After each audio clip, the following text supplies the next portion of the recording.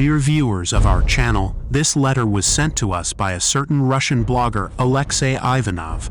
In order to give the person an opportunity to speak out, we posted his letter in video format and present to your attention.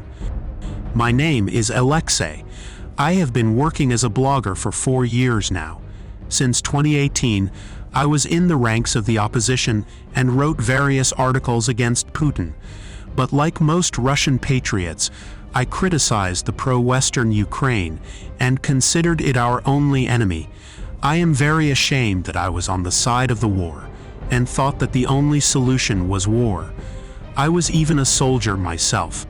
In 2023, 13-year-old Crimean resident Yulia Reznichenko wrote a letter to Russian President Vladimir Putin, in which she indicated that she was from the Ukrainian city of Yalta, and asked to end this damned war faster. Even then, I did not see the truth.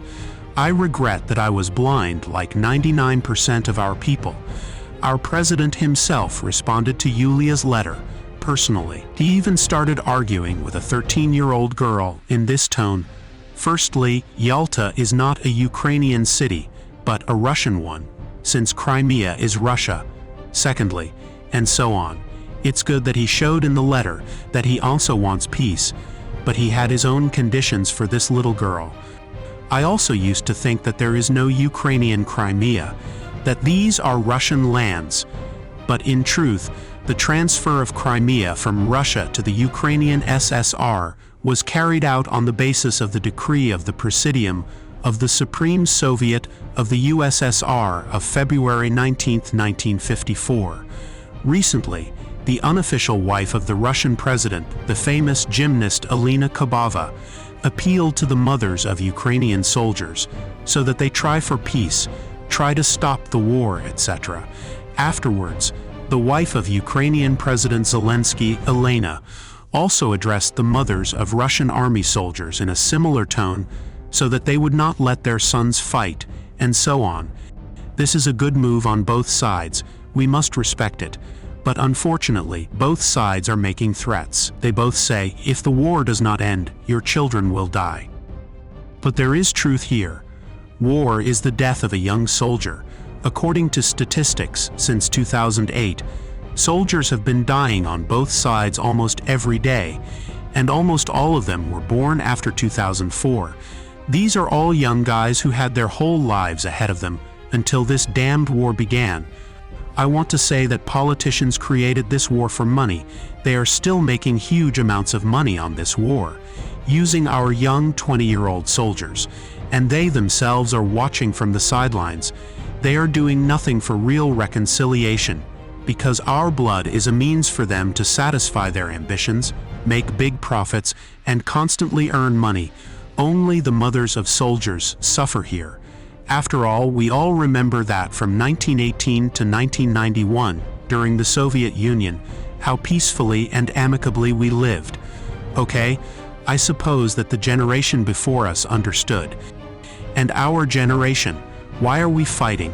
Why do we hate each other? After all, we don't know each other at all. No, actually we do. People who live outside of Russia and outside of Ukraine will justify me. I have Ukrainian friends who live in Russia and Russians who live in Ukraine.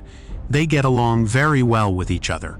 Russians and Ukrainians also live in the USA and Canada. Everything is peaceful, amicable, and calm there too. The war is only between our countries.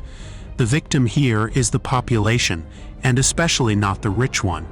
After all, in Ukraine, the children of the rich do not participate in the war and do not serve in the army. It is exactly the same in Russia. Then why do we still not see this and continue to hate each other?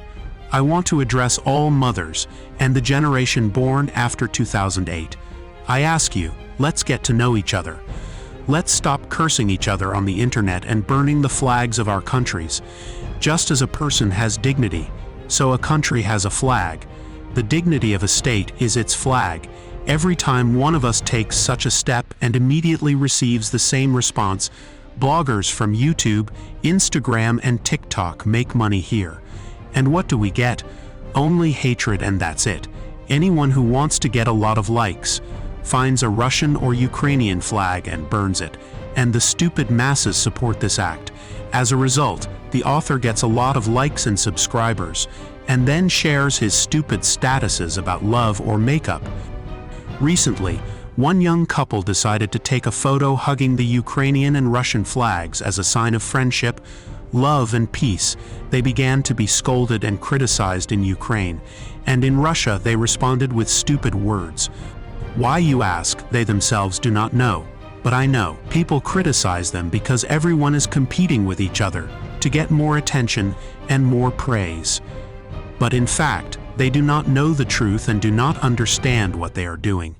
At the end of my address to the Ukrainian people, I want to add, let's stop this war and get to know each other better.